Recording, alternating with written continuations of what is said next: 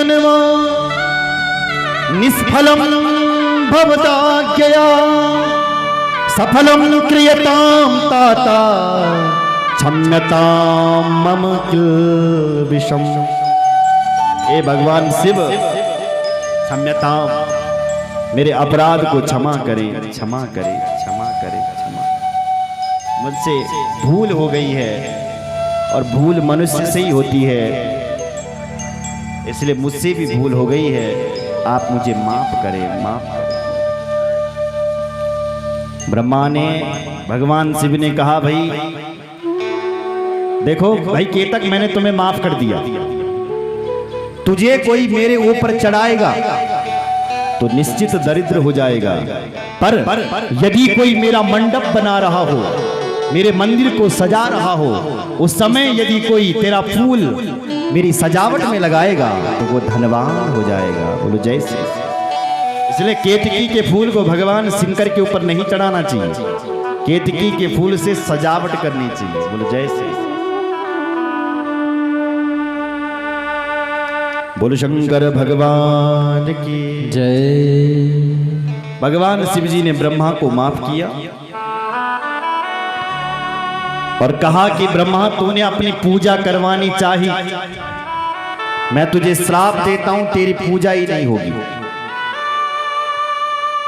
विष्णु भगवान ने कहा इसको माफ करो, तो भगवान शंकर ने कहा, भाई मंदिर तो तेरे नहीं बनेंगे, एक मंदिर है ब्रह्मा जी का, राजस्थान में पुष्कर में, वो इस श्राप से पहले का है कि ऐसे महापुरुषों ने कहा है कि तब तक ब्रह्मा को श्राप नहीं मिला होगा शायद।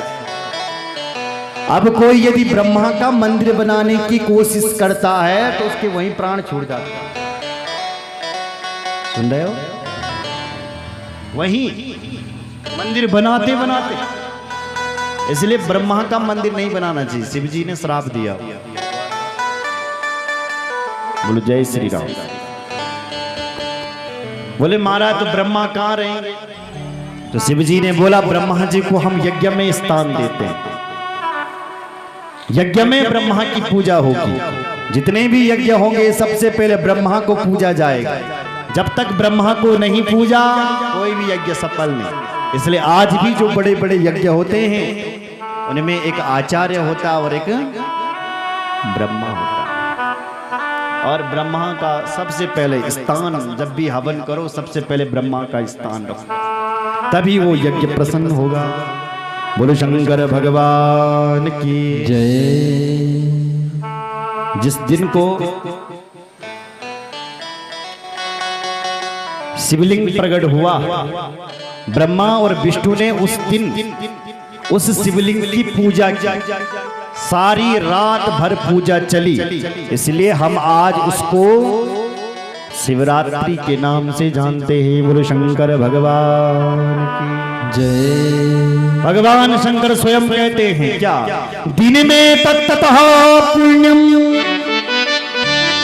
भविष्यति महत्तरम शिवरात्रि ख्याता तिथिरेसा मम प्रिया।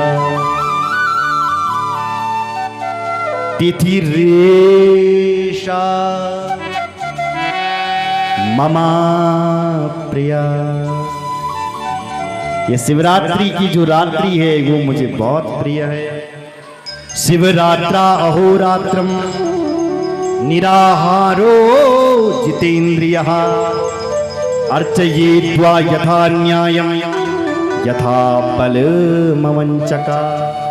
जो व्यक्ति शिवरात्रि के दिन निराहार रहेगा, अपनी इंद्रियों को अपने कंट्रोल में रखेगा, उससे मैं बहुत बड़ा प्रसन्न हो जाऊंगा। बोलो जय श्री राम। जितना फल मेरी एक साल की पूजा करने से मिलता है, यदि आप एक साल तक शिव जी की पूजा करते रहे, उतना फल केवल शिवरात्रि के व्रत करने से मिलता है। सुन रहे हो? इसलिए बड़ी तुम उसे और व्रत निभाए कोई बात नहीं, पर लेकिन शिवरात्रि को व्रत तुम जरूर करें, क्योंकि शिव जी के एक साल की पूजा का फल मिल जाता है जो शिवरात्रि के दिन व्रत करता है। शिवरात्रा अहोरात्रम निराहारो जितेंद्रियः। शिवरात्रि के दिन भात नहीं खाने वाले, ठीक है, भूखो राणो भूख। हाँ, अगर तुम भूखे रहोगे तो तुम्हारी तन की शुद्धि होगी, बीमारी कम होगी। इसलिए हो सके महीने में 2 बार व्रत रखा करो। 1 मास 2 पाख में 2 एकादशी हो। 2 एकादशी आती है महीने में, इसलिए तुम 2 ना कर सके तो 1 करो। बोलो जय श्री राम। पर अगर महीने का नहीं भी कर सकते हो तो शिवरात्रि के दिन अवश्य व्रत करना चाहिए। यत् फलम मम पूजायां वर्षमेकं निरंतरम तत्फलम लभते सत्या शिवरात्रो मदर्चना। श्लोक कितना प्यारा है, देखिए जरा। यत् फलम मम पूजाया वर्षमेकं निरंतरम तत्फलम लभते सत्या शिवरात्रो मदर्चना। अरे जितना पुण्य मेरी 1 साल की पूजा करने से मिलता है, उतना पुण्य केवल शिवरात्रि के व्रत करने से और शिवरात्रि के दिन पूजा करने से मिल जाता है मेरी माँ। और शर्त एक ही है कि अपनी इंद्रियों को अपने बस में रखना है, बस। जितेंद्रिय मतलब कंट्रोल, इंद्रियों पर कंट्रोल। हमारी इंद्रियां हमें अपने अपनी ओर खींच रही है। ये आंखें कह रही चल सुंदर दृश्य देख, ये कान कह रहे हैं चल सुंदर संगीत सुन, ये शरीर कह रहा है, ये शरीर कि चल कोमल स्पर्श का आनंद ले, ये जीभ कह रही है चल सुंदर सुंदर पदार्थों को खा। तो इन इंद्रियों को हमने अपने बस में रखना है। सुन रहे हो? इंद्रियों के बस में नहीं रहना है। मतलब आंख जो देखना चाहे वो मत देखो, तुम जो देखना चाहते हैं वो तुम्हारी आंखें देखें। आजकल लोग उठपटाख खाना लोगों ने शुरू कर दिया है, जो जहां मिल जाए वहीं पर खाना शुरू कर देता है। अरे कंट्रोल, इस जीव को कंट्रोल में रखो। जो तुम खाना चाहते हो वो तुम्हारी जीभ खाए, वो तुम्हारा मुंह खाए। उठपटाख मत खाओ, मांस मदिरा मत खाओ। बोलो जय श्री राम। जो सात्विक भोजन है वो खाओ। यदि कोई मांस खाता है, मदिरा पीता है, ए भाई तू राक्षस है, क्योंकि ये राक्षसों का भोजन है। मनुष्य का भोजन तो भगवान ने फल फ्रूट दिए हुए हैं, ये मनुष्य का भोजन नहीं है। यदि तू मदिरा पी रहा है तू राक्षस है। यदि तू मांस खा रहा है तू दैत है। तुझसे बड़ा दैत और कौन हो सकता है? यदि तू मांस मदिरा का पान करता है तो साक्षात दैत चुगुत दैत। हमारे यहाँ असुरों को दैत कहा जाता है। हाँ, सुन रहे हो? तो जो कुछ नहीं चितौन लगियों, खूब खान लगियों मांस मदिरा, तो हला कर लगियों गौ मुड़ो, वो दैत से बस, ठीक है। इसलिए मेरी माँ दैत नहीं बनना है। दुर्व्यसनों का त्याग होना चाहिए। और दुर्व्यसनों का त्याग तब होगा जब आपकी अच्छी संगत होगी।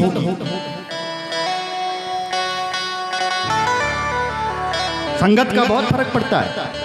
जैसा संग होगा ऐसा प्रसंग लगेगा। यदि तुम पीने वालों के साथ में रहोगे तो एक दिन नहीं पियोगे, दूसरे दिन नहीं पियोगे, चौथे दिन जरूर पियोगे, क्योंकि संगत का बहुत रंगत लगता है। यदि किसी तुम विद्वान के साथ रहोगे तो एक दिन आप भी एक दिन ऑटोमेटिक विद्वान बन जाओगे। अगर महाराज आपने एक महान संगीताचार्य बनना है, देश और दुनिया में नाम कमाना है, तो छोटों के साथ नहीं, अपने से जो बड़े संगीताचार्य है उनके साथ रहना शुरू कर दो। तुम्हें कोई बड़ा बनने में कोई नहीं रोक सकता, गारंटी दे रहा हूं। और यदि भक्त बनना चाहते हो तो अपने आप को किसी भक्त के साथ रखो, किसी महान के साथ रखो। आपको भी एक महान व्यक्ति बनने में देरी नहीं लगेगी। संग का प्रसंग होता है। बोलो जय श्री राम। इसलिए अच्छा संग होना। जितेंद्रिय, 10 इंद्रियां हैं हमारे, इन इंद्रियों को हमने कंट्रोल में रखना है। अच्छा, कंट्रोल में रखोगे कैसे? इसके लिए हमें भगवान ने बुद्धि दी है। ये इंद्रिय क्या हैं? घोड़े हैं।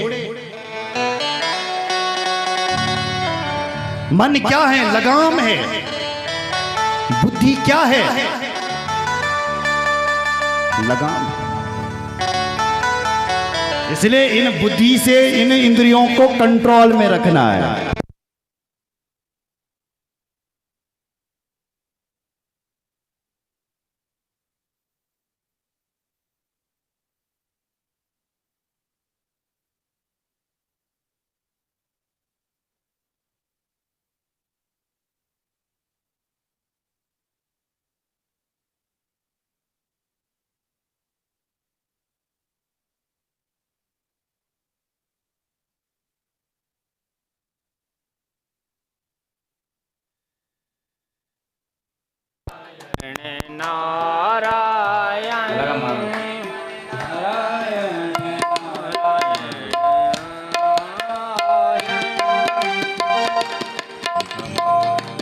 श्रीमन्नारायण नारायण नारायण, श्रीमन्नारायण नारायण नारायण, श्रीमन्नारायण नारायण नारायण,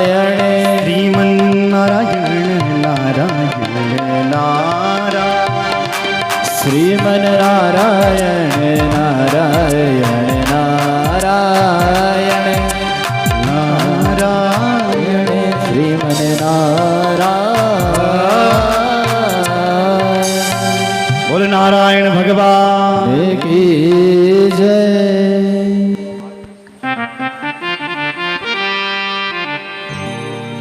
बोल शंकर भगवान की जय। शिवरात्रा होरात्रम, शिवरात्रा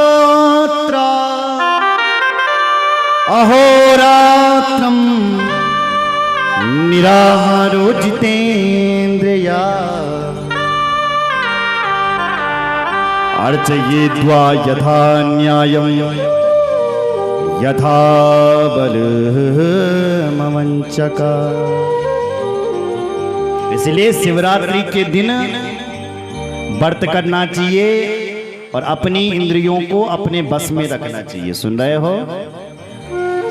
और मैं कह दूं आपको, यदि तुम अपनी इंद्रियों को अपने बस में रखोगे ना, तो ईश्वर भी आपसे प्रसन्न होंगे और आप भी अपने आप से प्रसन्न हो जाएंगे।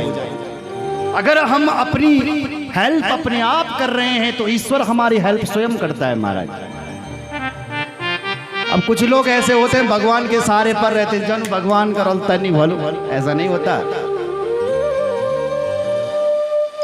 अगर तुम अपने लिए अच्छा चाहोगे तो भगवान भी तुम्हारे लिए अच्छा चाहेंगे। और तुमने यदि अपने लिए अपनी सहायता अपने आप नहीं की तो भगवान कहते हैं, हे दुष्ट, मैं भी तेरी सहायता नहीं करूंगा। भक्त जन परिश्रम और भगवत कृपा। भक्त जब परिश्रम करता है, इस यज्ञ के लिए समिति ने जब परिश्रम किया तो भगवान ने कृपा कर दी। सुन रहे हो? भक्त जब परिश्रम करता है कि ये होना ही है, ऐसा हो गई है, तो भगवान कहते हैं अब होके ही रहेगा। इसलिए भक्त जन परिश्रम और भगवान की कृपा दोनों ही चाहिए। भगवान कृपा करेगा, तुम परिश्रम नहीं करोगे तो आगे नहीं बढ़ सकते। और तुम परिश्रम करते रहोगे, भगवान ने कृपा नहीं की तो भी काम नहीं बनेगा। भक्त जन परिश्रम और भगवान की कृपा दोनों ही चाहिए, तब काम सफल बनते। बोल शंकर भगवान की जय। हर हर महादेव। अनाचल संकासम यदिदं लिंगमुत्थिता अरुणाचल मित्येवा तदिदं ख्यातिमेष्यति तदिदं ख्यातिमेष्यति।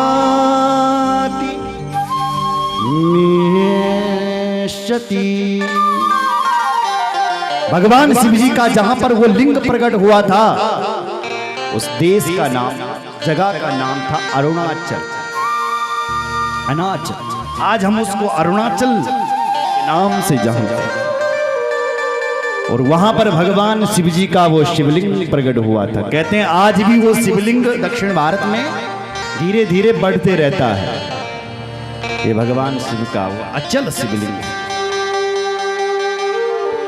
शिव तीर्थ जितने भी हैं, मरने के बाद शिव जी के तीर्थों से मोक्ष मिलता। अत्र तीर्थम च बहुधा भविष्यति महत्तरम मुक्तिमप्यत्र जंतूनां वासनेन मरणेन च। यदि कोई शिव जी के तीर्थ में प्राणों को त्यागता है तो कहते हैं उसकी मुक्ति हो जाती है, उसकी मौत धन्य हो जाती है। बोल शंकर भगवान की जय। इसलिए सूत जी कहते हैं, हे ऋषियों, इस प्रकार से शिवलिंग प्रकट हुआ। और शिवलिंग का अर्थ होता है चिन्ह। ये शिवलिंग का एक विग्रह है, चिन्ह है, शिवजी हैं साक्षात। जो लोग शिवलिंग की निंदा करते हैं और किसी और लिंग से उसकी तुलना करते हैं, ऐसे लोग नरक में गिरते हैं मेरी मां। इसलिए शिवजी की लिंग की कभी भी निंदा नहीं करनी। शिवजी का वो साक्षात विग्रह है, ऐसा समझना।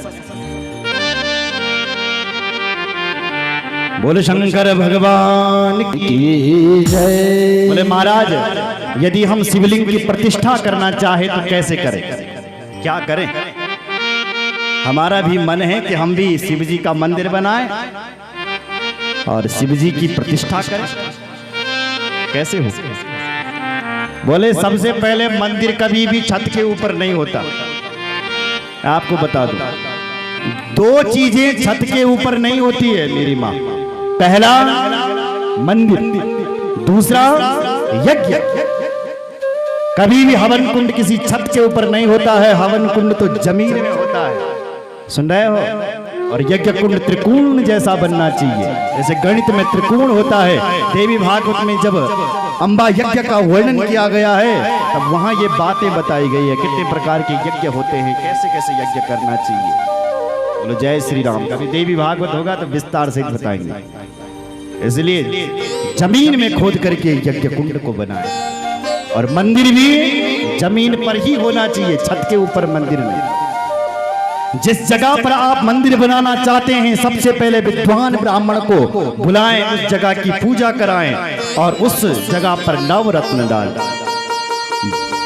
भूषिते नवरत्निश्च दिग्द्वारे च प्रधान। दिग्द्वार प्रधान होना चाहिए, वास्तु का पूजन होना चाहिए और उस जगह पर नवरत्नों को डालना चाहिए।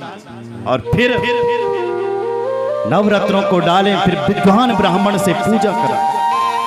मुक्ता प्रवाल गोमेद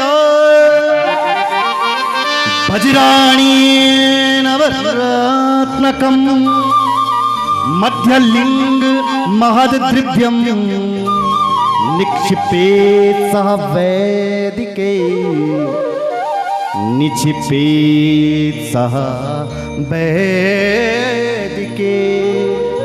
किसी वैदिक ब्राह्मण को बुला करके, जैसे हमारे आचार्य जी, ऐसी किसी पढ़े लिखे विद्वान ब्राह्मण को बुला करके, महाराज ध्यान देना, दक्षिणा भले ही ज्यादा पड़ जाए पर किसी वैदिक पढ़ा लिखा ब्राह्मण को ही बुलाए। आजकल लोग क्या करते हैं, दक्षिणा कम दे करके नकली।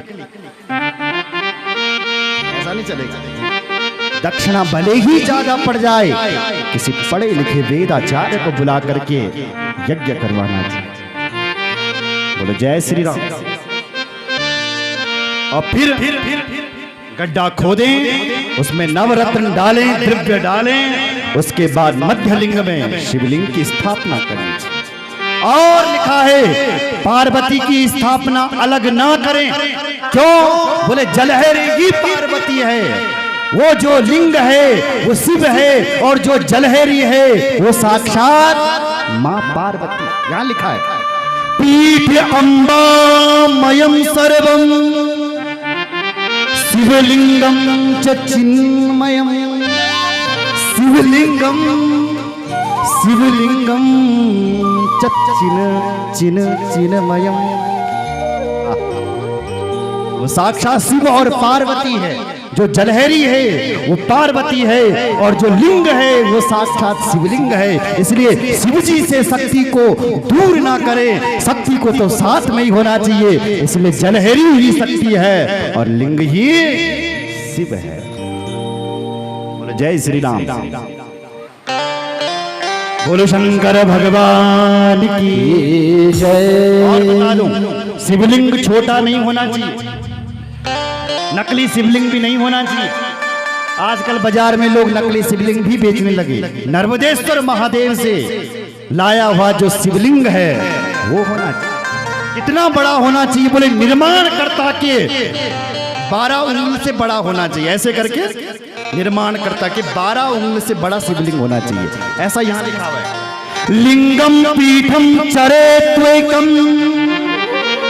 लिंगवान कृतम विना लिंग प्रमाण कर्तॄणाम द्वादशांगुलमुत्तमम्। द्वादशांगुल मतलब 12 अंगुल 12 अंगुल से बड़ा शिवलिंग चाहिए। यदि छोटा होगा तो फल नहीं मिलेगा, निम्न फल मिलेगा और नहीं भी मिल सकता है। इसलिए शिवलिंग होना चाहिए तो निर्माणकर्ता के 12 अंगुल से बड़ा होना चाहिए। बड़ा कितना भी हो जाए चल जाएगा, लेकिन छोटा नहीं चलेगा मेरी माँ। छोटे शिवलिंग पर तुम पूजा करोगे, प्रतिष्ठा करोगे तो वो फल नहीं मिलेगा। और यदि आपके पास ऐसी व्यवस्था नहीं है, तुम मंदिर नहीं बना सकते शिव जी का, तो आप घर में ही शिवलिंग बनाएं।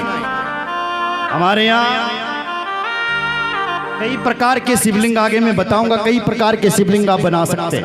मुख्य रूप से 8 शिवलिंगों का नाम लिया गया है यहाँ पर, जिसको आप घर बैठे बना सकते हैं। कौन कौन से सुनिए जरा इष्टो। गुड़ेन नवनीतेन भस्मनान यथा रुचि लिंगं यत्नेन कृत्वान्ते यज्ञे तदनुसारतः। गुड़ेन गुड़ का शिवलिंग, नवनीतेन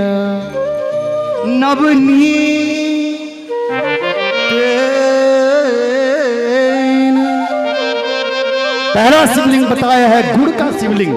नवनीतेन, नवनीत मतलब मक्खन का शिवलिंग, भस्म का शिवलिंग, आटे का शिवलिंग, गोबर का शिवलिंग, फल का शिवलिंग और अन्न का शिवलिंग। कुछ ना मिल जाए तो मिट्टी का शिवलिंग। ऐसे पार्थिव लिंग की बहुत बड़ी महिमा है, आगे विस्तार से सुनेंगे आप। कलयुग में तो पार्थिव लिंग, मिट्टी का शिवलिंग तुरंत फल देने वाला है। बोलो जय श्री राम। इसलिए ये कई प्रकार के शिवलिंग है। अगर आप मंदिर ना भी बनाना चाहे तो आप घर में अचल और चलित शिवलिंग का आप प्रतिष्ठा कर सकते हैं। बोले शंकर भगवान की जय। अच्छा, आप ऐसा भी नहीं कर सकते हैं। इधर सुनो, मेरी ओर देखो जरा, थोड़ा सा देख लो, तो मैं कथा को विराम देता हूँ। अगर तुम ये ना आलसी होया और न्यकदा तुम शिवलिंग बनाते हैं तो एक काम करो, शिव पुराण में लिखा, अपने अंगूठे को ही शिवलिंग बना दो और 1 लोटा जल उठाओ और हर हर महादेव कर दो, शिव जी प्रसन्न हो जाएगा। सुन रहे हो, यहाँ लिखा है ऐसा। अंगुष्ठादावपि तथा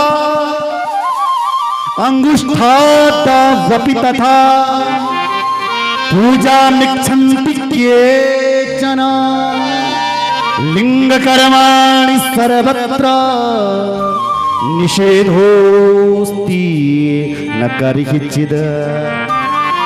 निषेध नहीं है, किसी भी चीज का आप शिवलिंग बना सकते हैं। अगर कुछ भी नहीं है तो अंगुष्ठादावपि तथा अंगूठे का शिवलिंग बना सकते हैं। वाह, पूजा वृक्षन्ति केचन, पूजा नहीं रुकनी चाहिए। अगर आपका नियम है कि आप शिव जी के ऊपर जल चढ़ाते हैं, लोगों का नियम होता है, किसी लोगों का शिव जी के ऊपर जब तक जल नहीं चढ़ाया तब तक वो भोजन नहीं करते। अगर आपका ऐसा नियम है और आप कहीं जम्मू की यात्रा कर रहे हैं, ट्रेन में जा रहे हैं, तो कहते हैं ऐसी आपत्ति काल में आप क्या करें, अपने अंगूठे को ही शिवलिंग बना दे और हर हर महादेव करे। मेरा बाबा चौरंगी नाथ यूं ही प्रसन्न हो जाएगा। बोलो जय सिया राम। बाबा बोलेगा अरे तूने तो धन्य कर दिया रे, मेरा भक्त हो तो तेरे जैसा हो। भाव होना चाहिए, बस क्या होना चाहिए मां? भाव। अगर गंगा के प्रति तुम्हारी श्रद्धा है, भाव है और तुमने गंगा का स्मरण कर लिया है तो यहीं से फल मिलेगा। और भाव नहीं है तो दुनिया भर की मछली मर रही है गंगा जी में, उनका कोई भाव नहीं है, उनको पुण्य नहीं मिलता। और जिसका भाव है उसको यहीं से पुण्य मिलेगा। अच्छा एक बात, भगवान कहाँ रहता है? कौन बताएगा भगवान कहाँ रहता है?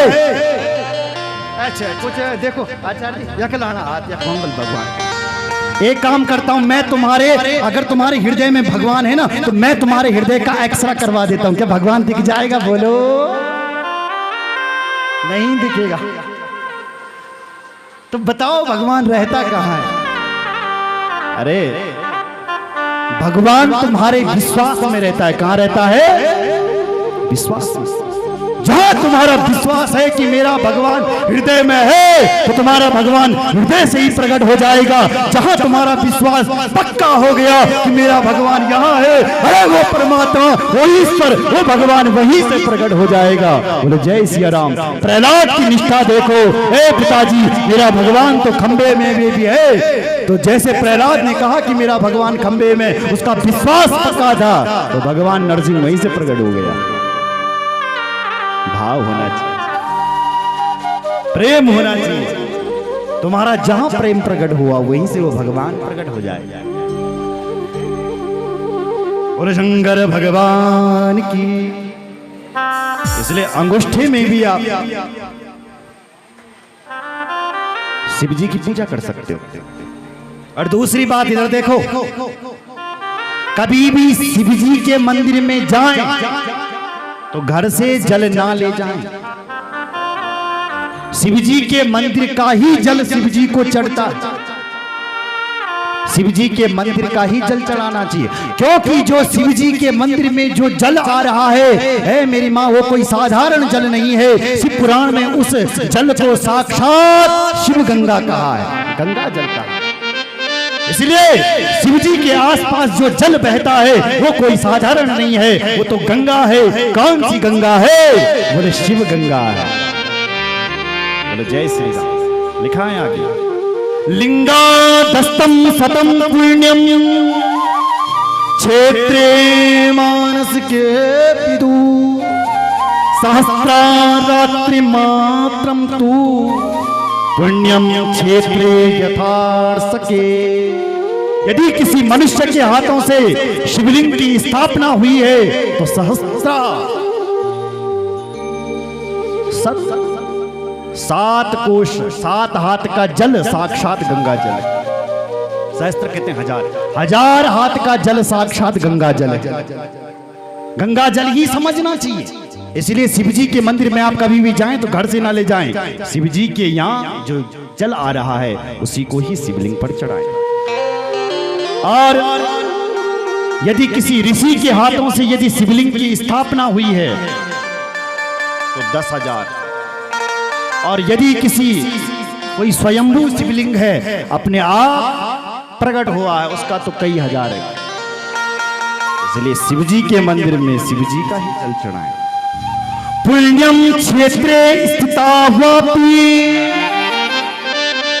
उपाधम पुष्कराणि च शिव गंगे विज्ञेयम शिवस्या वचनम यथा। शिव गंगे विज्ञेयम शिवस्या वचनम यथा। शिव जी ने अपने मुख से ये वचन कहा है कि मेरे मंदिर में जो जल आ रहा है वो शिव गंगा है। इसलिए उस गंगा को भी आप साधारण ना समझे, वो साक्षात गंगा है। अरे गंगा का पुण्य तो है ही, पर आपके मंदिरों में जो जल आ रहा है वो भी शिव जी की गंगा है। शिव जी के भक्तों को चाहिए कि वो शिव नाम का स्मरण करें, शिव जी के नामों का स्मरण करें, आपको सिद्धि मिल जाएगी। कितना जाप करें तो लिखा है, पंचकोटि जपम कृत्वा सदा शिव समो भवे, सदा शिव समो भवे। साक्षात शिव जी के धाम को ही जाता है जो पंचकोटि जपम कृत्वा, जो 5 करोड़ जप करता है, 50 करोड़ जप करता है, वो साक्षात शिव जी के धाम को ही जाता है जो 5 करोड़ जाप जो शिव जी के कर। और ध्यान देना, यदि आप मंत्र शुद्ध नहीं पढ़ोगे तो फल नहीं मिलेगा, ध्यान देना। इसलिए मंत्र भी शुद्ध चाहिए। और मेरी जो माताएं बैठी हुई इधर देखो, आपको एक मंत्र दे रहा हूं, वो भी शिव पुराण का मंत्र, और वो मंत्र है, बोलो शिवाय नमः, ओम शिवाय नमः। इस मंत्र का जाप करें। और जो भाई लोग बैठे हैं उनके लिए मंत्र है ओम नमः शिवाय, यहां लिखा है, द्विजानाम च नमः पूर्वम, शब्दों पर ध्यान दें, द्विजानां च नमः पूर्वं, मन्येषां च नमोऽन्तकं, स्त्रीणां केचित् द्विषन्ति नमोऽन्तं च यथा विधि। स्त्रियों को, माताओं को चाहिए कि नमः शब्द बाद में बोले, पहले शिवाय फिर नमः, ऐसा। और ब्राह्मण क्षत्रिय वैश्य और तीसरा जो व्यक्ति है कनिष्ठ वर्ण का, उसको भी चाहिए कि वो भी इसी मंत्र का जाप, शिवाय नमः। और द्विजानाम, हमारे जो ब्राह्मण देवता हैं, द्विज हैं,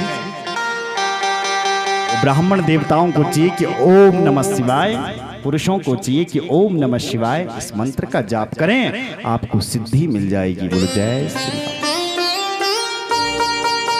बोलो शंकर भगवान की जय। शिव जी के क्षेत्र में जो वास करता है वो साक्षात शिव धाम को ही जाता है। प्रश्न उठता है कि शिव जी का क्षेत्र ही कितना है। आप पढ़िए जरा, देखिए जरा, 50 कोटि विस्तीर्ण, 50 कोटि विस्तीर्ण, ससेवन कानना, शिवाख्यायि पृथ्वी लोकम धृत्वा च तिष्ठति। इस पृथ्वी की दूरी कितनी है? बोले 50 कोटि, 50 करोड़ योजन की दूरी है। संकल्प में भी हमारे आचार्य जी पढ़ते हैं, सुना करो थोड़ा, 50 कोटि विस्तीर्ण, 50 कोटि में ये सारी पृथ्वी की दूरी। एक योजन 8 किलोमीटर का होता है, लेकिन कई सिद्धांतवादियों ने, जैसे पूरे सिद्धांत इन्होंने 8 किलो बताया, कई सिद्धांत, कई विद्वानों ने 12 किलोमीटर का एक योजन बताया। उस हिसाब से आप नाप लो, 50 कोटि, 50 करोड़ योजन दूरी पर शिव जी का क्षेत्र है। इसलिए हर जगह शिव जी रहता है, और जो मनुष्य वहां वास करते हैं वो भी शिवधाम को जाते हैं। तत्र तत्र शिव क्षेत्रम, तत्र तत्र निवासिना, मोक्षार्थं कृपया देवा क्षेत्रं कल्पितवान् प्रभु, क्षेत्रं कल्पितवान् प्रभु। मेरे प्रभु इस 50 कोटि क्षेत्र में वास करते हैं। बोलो जय श्री राम, जय श्री राम। इसलिए कभी तुम गंगा जी मां जल स्नान कर, कभी तुम कथा मां जल, तो खाली हाथ नहीं छेंदबल नहीं, ठीक। शिव जी के मंदिर में यदि जाएं, शिव जी के धाम में यदि जाएं, तो कुछ लेकर के ही जाएं, कुछ दान पुण्य करके ही आएं। अगर तुम बिना दान के यदि मंदिर जाते हो, शिव जी के पास जाते हो, तो कहते हैं हमारे घर में रोग, दरिद्रता और दोष आ जाते। या मैं पढ़ देता हूं इसको। तीर्थे क्षेत्रे सदा कार्यम स्नान दान जपाधिकम अन्यथा रोग दारिद्र्या मोकत्वाद्वाप्नुया नरा। अगर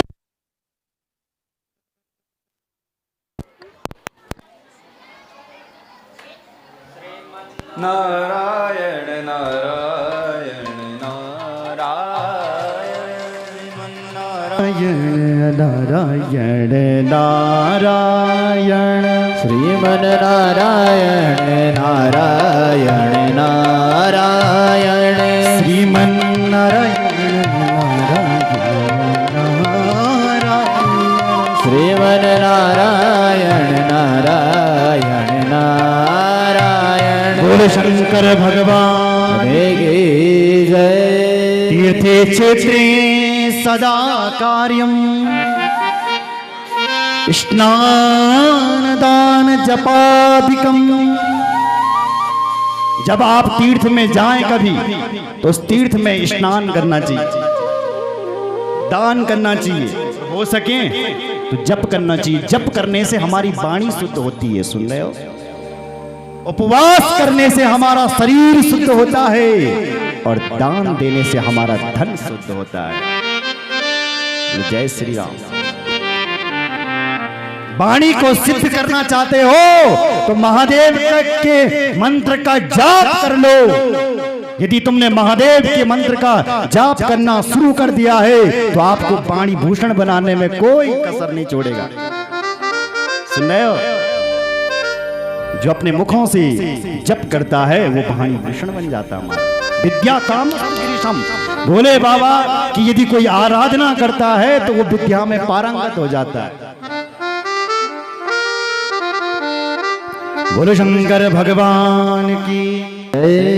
यदि हम लोग शिव जी के यहाँ, यदि शिव जी शिव गंगा में, जिसको हम शिव गंगा कहते हैं, उसमें यदि स्नान नहीं करते हैं, वहां पर दान नहीं करते हैं, कोई पुण्य नहीं करते हैं, तो हमारे घर में लिखा है अन्यथा रोग दारिद्र्या, रोग आ जाता है, दरिद्र आ जाती है। इसलिए भगवान ने तुम्हें सामर्थ्य दिया है देने का, तो अवश्य देना चाहिए। श्रेष्ठ नदी कौन सी है नदियों में? बोले गंगा नदी। हिमवद गिरिजा गंगा पुण्यम सतमुखा नदी, पुण्यम सतमुखा नदी। हिमवद हिमालय से जो बह करके आ रही है वो है गंगा नदी, और ये गंगा नदी कोई साधारण नहीं है, सतमुख है, 100 मुखों वाली है मेरी माँ। गंगा नदी के 100 मुख है, 100 मुखों से ये बह रही है। इसलिए इसमें स्नान करोगे तो कई पुण्य मिलेगा। उसके बाद सरस्वती नदी पुण्या, सरस्वती नदी पुण्या प्रोक्ता षष्ठी मुखा तथा